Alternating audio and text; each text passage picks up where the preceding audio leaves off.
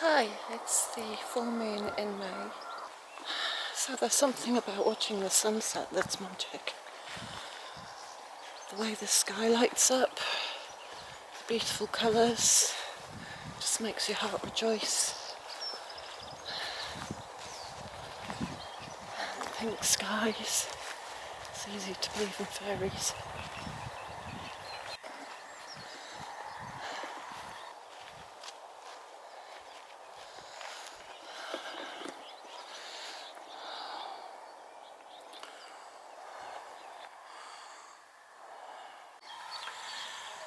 Hi, welcome to the Witch in the Woods.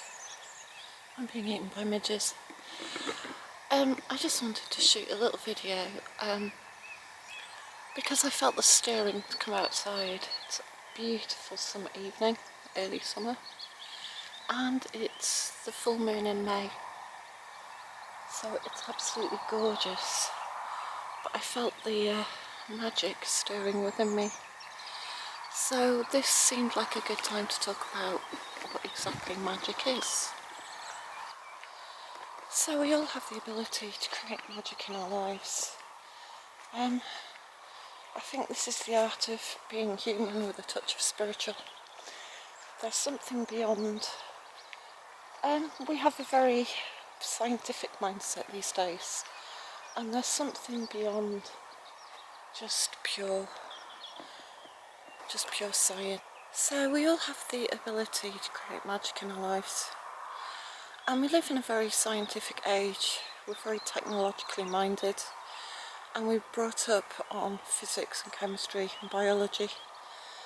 And of course, in the light of that, the idea of magic seems quite ludicrous to many people. But I think we are more than just cause and effect and a whole set of rules that belong to a science book. And for example, take dreaming. What is the necessity of dreaming? We're animals, we have minds, we can process information. But dreaming is a little odd. Dreaming is entering another world. And science would tell you that dreaming is about going through the process of the day, remembering what you've done, and ruminating on it, gestating it, and learning from it. I would argue that in quite a lot of dreams I've had a premonition of future events. I'm not the only one. Some people have actually seen the future, not in such a concrete term as watching a movie, but perhaps in terms of symbols that later evolved into understanding. Now, if we were just scientific machines, how can we have these strange phenomena happen to us?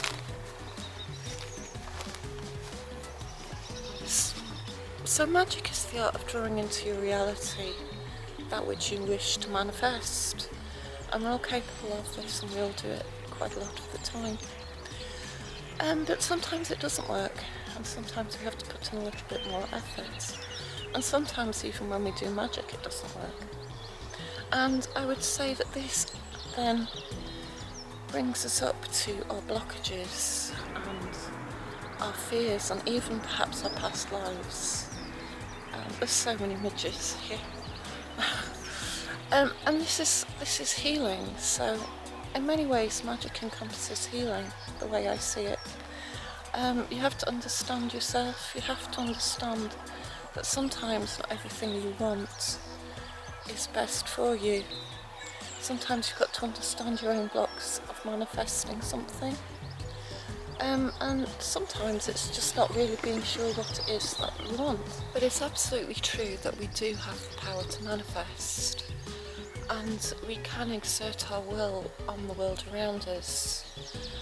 Now this would seem quite ludicrous to somebody from a Newtonian background, but along came science and managed to provide us with the scientific and empirical data we needed to be able to still believe in our will, our creation and our own magic.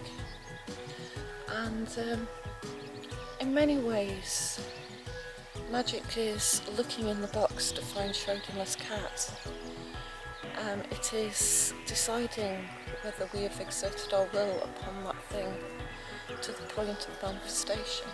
There's many people who say that they are making magic, but really the proof is only in the manifestation at the end of the day, to prove that either we did or we did not manifest our will and exert our power in a certain direction. So why do witches need to make spells? Why do we need to tamper with the laws of reality? Maybe some people would say that God decides reality and we can only accept our fate. And while there's something in that, if you want to believe in God, and I don't mind believing in God myself, I can mix many religions, and I don't think they're all exclusive. I think there's many tales and truths that can be seen holographically in lots of religious paths and spiritual paths. But anyway,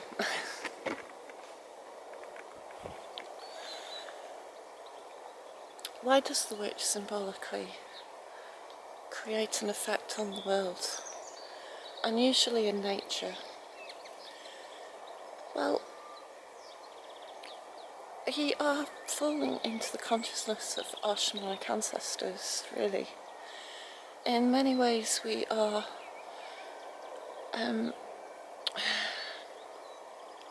nurturing the trance. We are bringing ourselves into that state of alpha brain waves, that state of oneness with the world, where we can manifest what we want and hear the spirits as well.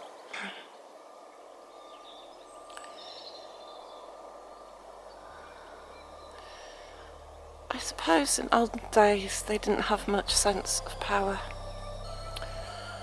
and so many of the village witches knew how to manifest power, knew how to give people their power back.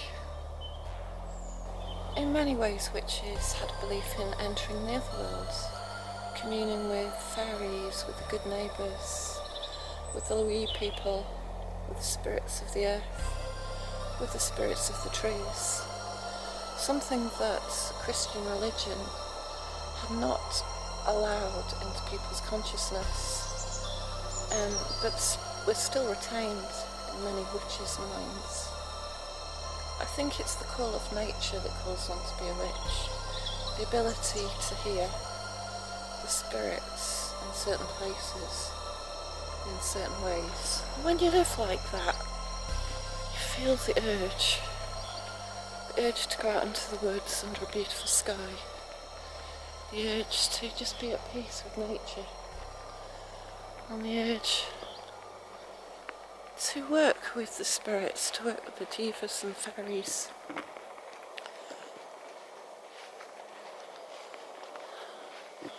It's the enter the unknown and the woodlands.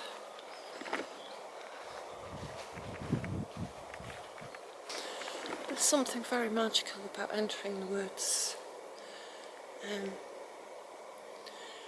It's the wild, it's where animal instinct is king over mankind's instinct.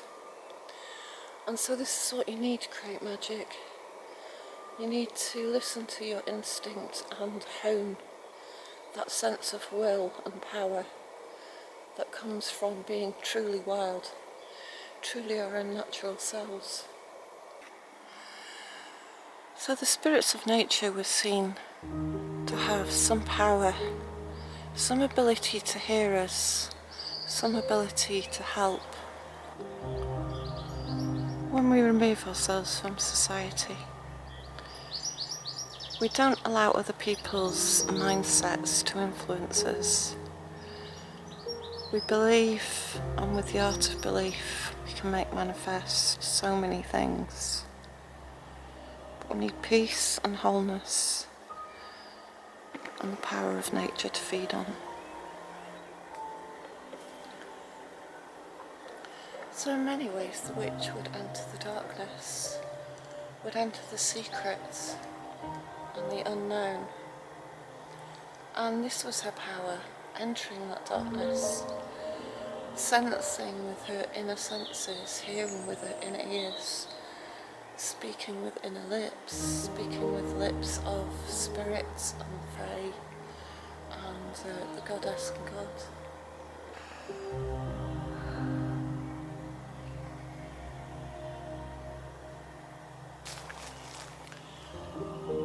A witch knows that everything is symbolic. We have the left brain, which is logical, but we also have the right brain, which is intuitive. And it is the right brain, the instinct,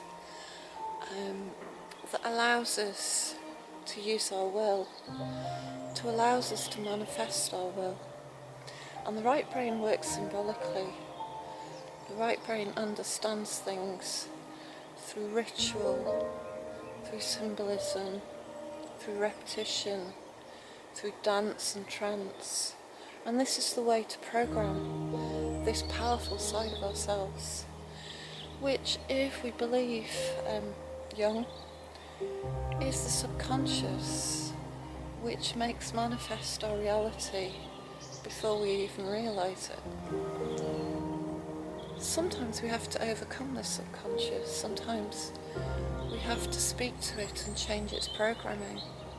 And maybe sometimes that's why we don't always make magic work for us. Sometimes you've done spells to manifest things only to realise that you were misguided or thinking in the wrong place, thinking the wrong thoughts coming from the wrong place. Sometimes you think you want something but it never seems to manifest, and you think you must have some inner blockage that perpetually keeps this pattern going. And therefore we need to reach into healing as well, to understand our own drives, our own instincts, and what exactly we really do want, what is good for us. And maybe that's a long and slow process of learning till we get there. The witch is usually the sensitive one as well, the one who understands and hears more growing up than perhaps others do. Some people are trapped in the mundane world and all its issues, and usually the witch is the one who may well have seen through that BS and has an extra sensitivity that many in this world are hardened to. And then again, they may be the people who can hear and sense things about houses, hear and sense things in woodlands and in places. And it's this very sensitivity that marks them out for being shamanic, being otherworldly. And once this was perhaps celebrated, that's embarrassing. I'm going. So in conclusion, magic is entirely normal.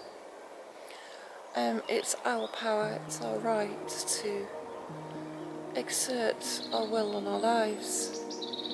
It's just another way of introducing the new concept to our subconscious.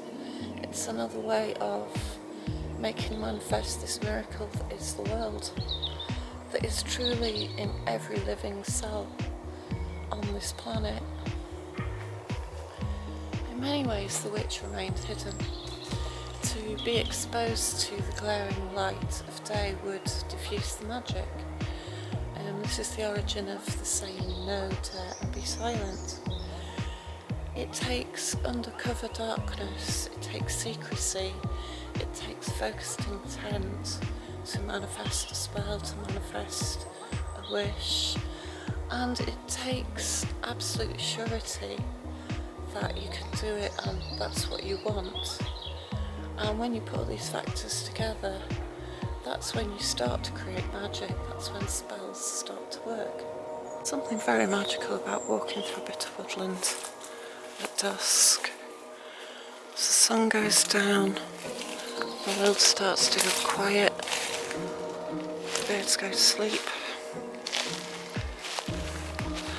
It's as if the nature spirits wake up.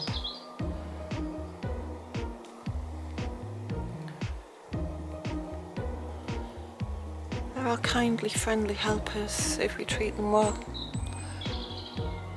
If we manifest positive, only positive spirits towards us.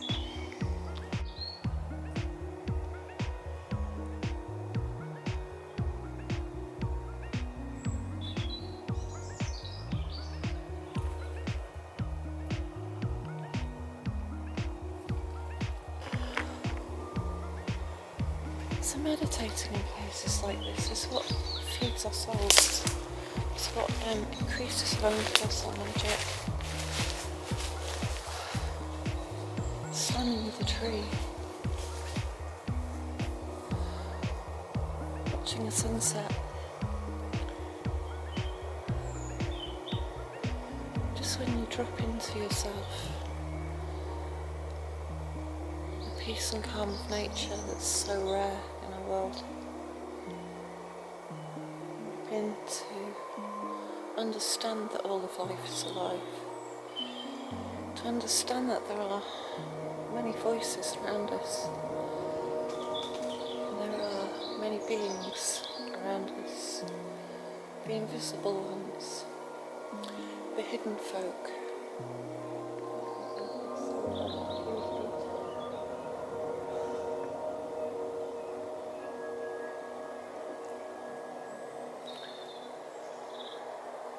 What is magic? Magic is in everything.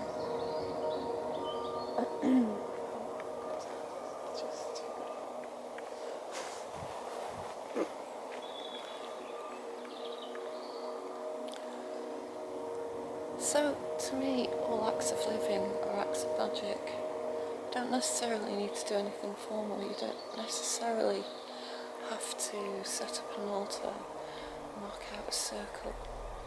Sometimes just visiting the trees and silently thinking your thoughts and your wishes, sometimes that's enough to manifest magic.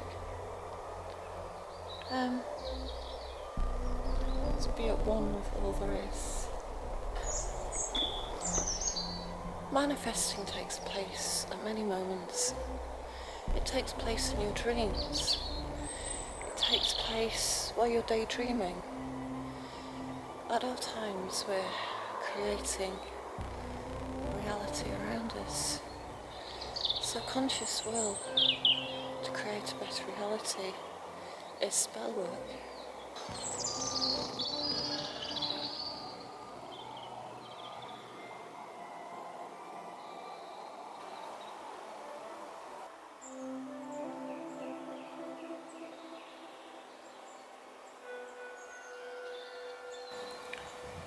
So,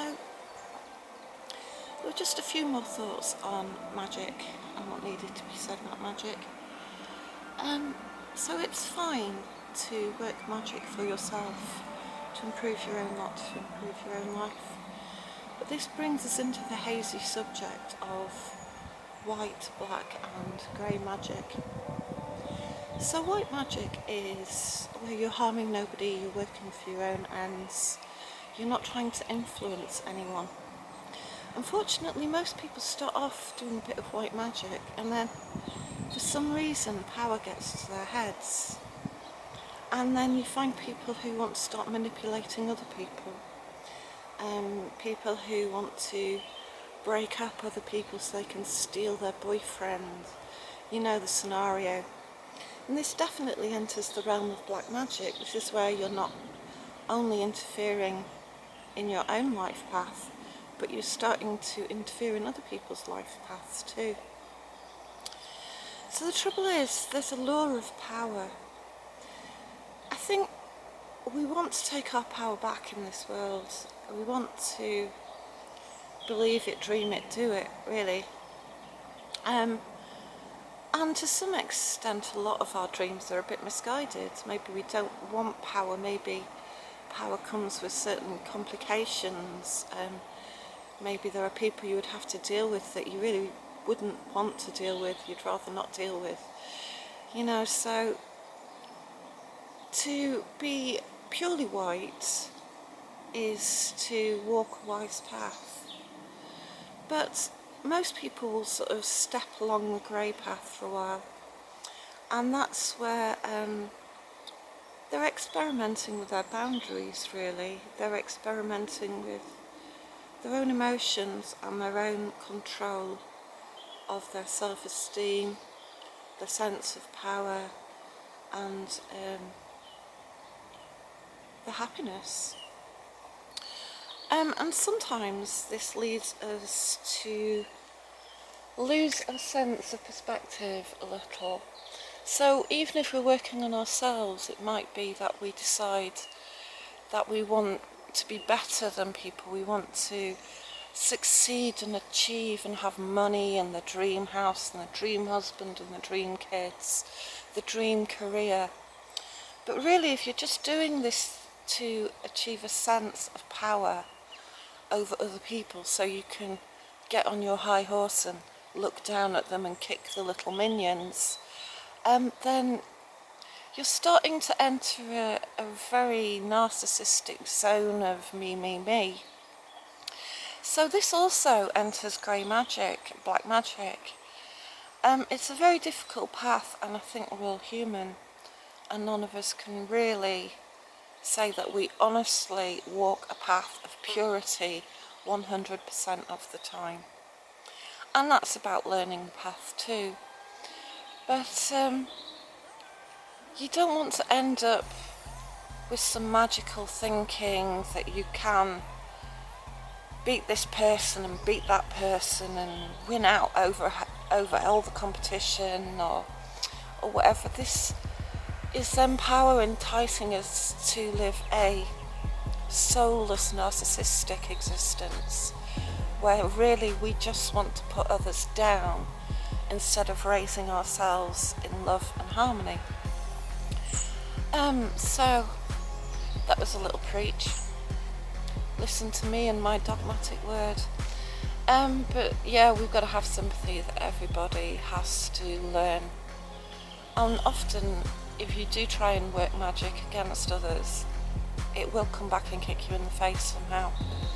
So you may seem like you're a winner, but it's your soul that's slowly putrefying inside to become a gross and wizened hag or something.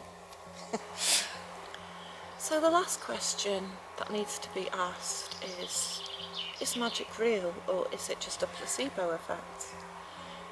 Is there any point in trying to fix your problems with magical thinking? This comes from a very scientific, analytical world, I think.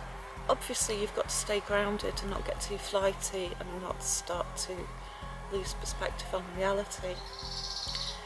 However, they did an experiment in the 1950s.